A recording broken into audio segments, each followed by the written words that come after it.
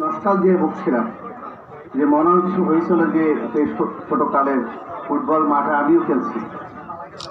একটা সময়ে বাংলাদেশে ফুটবল খুব জনপ্রিয় একটি খেলা ছিল, এবং সেই খেলাটি ছিল এরকম যে আমাদের দেশে যে ক্লাব কাপগুলো ছিল এগুলাই যখন সেমিফাইনাল ফাইনাল খেলা হতো তখন আমাদের দেশের অফিস আদালত স্কুল কলেজ পর্যন্ত বন্ধ হয়ে যেত। বিশেষ করে আবহানী মোহাম্মডানের খেলা টেলিভিশন এবং রেডিওতে খেলাগুলা আমরা শুনতাম, প্রচারিত করতাম।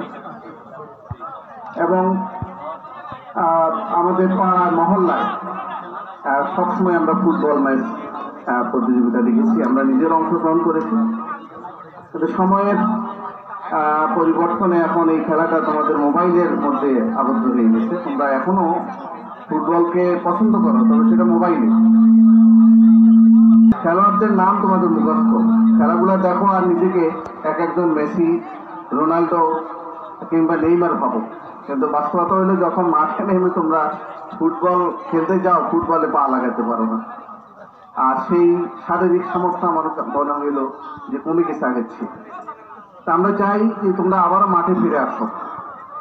একটা জাতি, সুস্থ জাতি যদি গঠন করতে হয় তাহলে আমাদের তো সুস্থ থাকতে হবে, শারীরিকভাবে সুস্থ থাকতে হবে, মানসিকভাবে সুস্থ থাকতে হবে।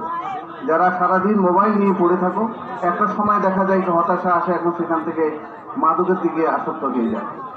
মাদক দ্রব্য নিয়ন্ত্রণ অধিদপ্তরের উদ্দেশ্য হলো মাদক মুক্ত তারুণ্য তৈরি করা।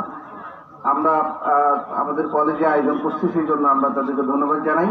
আমরা এই বার্তাটা দিতে চাই তোমাদেরকে যে মাদক নয়, মাদককে না বলতে হবে। মাদক জাতিকে ধ্বংস করে, জীবনকে ধ্বংস করে। তোমরা খেলাধুলায়